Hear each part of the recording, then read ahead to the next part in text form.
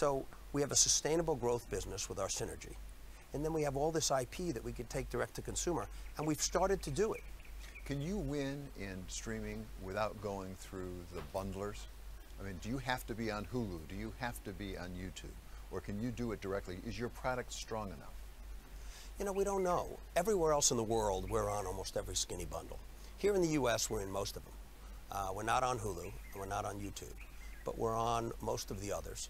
And people love our channels. And so, one, we think that over time we'll get on those skinny bundles. We hope to. We'd like to partner with our distributors because they helped us build our business. And in many cases we are. We're partnering with AT&T on DirecTV Now. We partner with Brian on Comcast on his offerings, with Charter.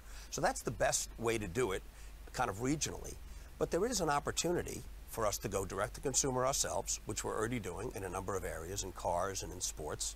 But we could also go to those big companies. If you take a look at what NBC, ABC, CBS, and Fox spent 3 years ago, and how much is being spent by Amazon, Netflix, Apple, and Google, you know, there's a massive amount of share shift that's going on there. And these are real global companies, the likes of which we've never seen before.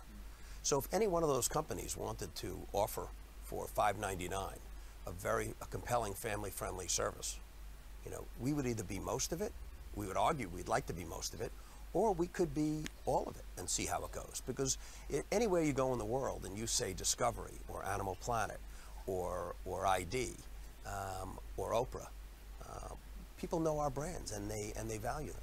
How will you make that decision about whether you go direct to consumer or you go through middlemen, essentially? How do you make that decision as CEO?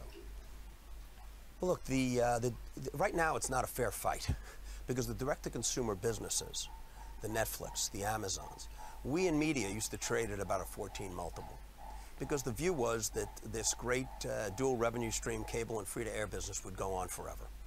And the view now is that it's getting disrupted by some of these direct-to-consumer platforms that are global. There's a question of who's going to emerge and be the winner. We think, looking now, it's only the second or third inning, but we've carved out a very compelling spot of quality brands that people love, that we can offer globally, and we could offer them ourselves. You stepped up big time on sports. That was a variation from what people had expected from you. Why does that make sense for you?